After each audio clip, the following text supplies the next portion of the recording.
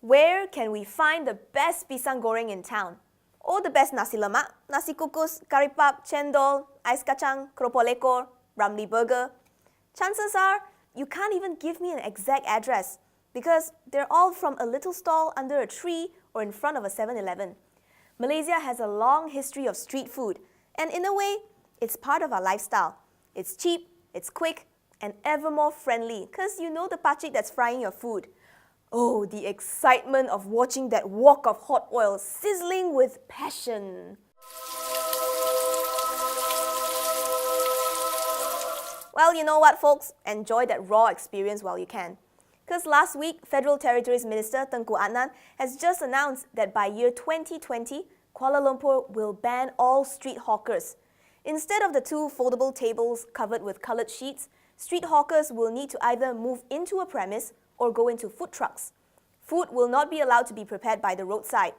This is part of the government's plan to upgrade the city's status, clean up the streets, and make sure nobody falls sick eating an unhygienic environment.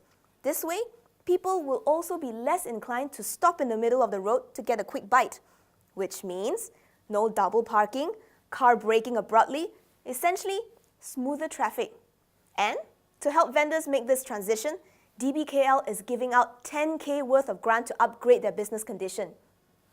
Is that even enough for a food truck? Now, the reason why there are so many pop-up hawker stalls in KL is because that's how people make a living, to be self-sufficient in a big city. Some street vendors are even multi-generational operations, a recipe passed down from their grandma.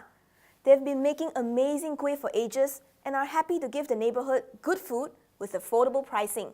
In a way, it's a good match in terms of employment, isn't it?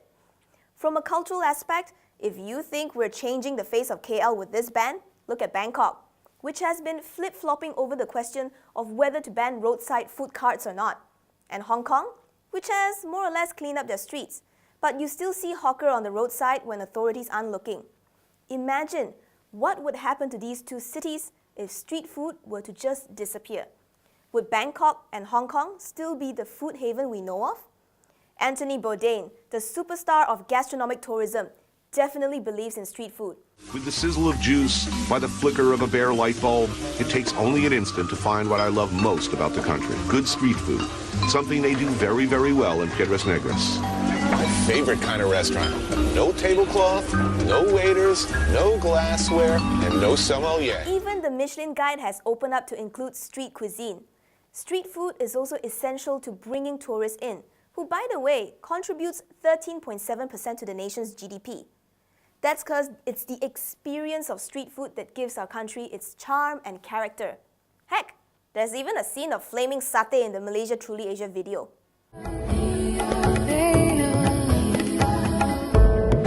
And you know what's the beauty of street food? If you can find an apom balik stall here, very likely there'll be 3 more selling the same thing down the road. So vendors know they can't afford to taste bad. Of course, not all of us will agree on this ban. For those who live or work near places with stalls set up at inappropriate and even dangerous spots, it is no doubt a nuisance. Hygiene as well. Most vendors do try to keep their food as clean as possible, make customers happy, and hopefully make a stable living.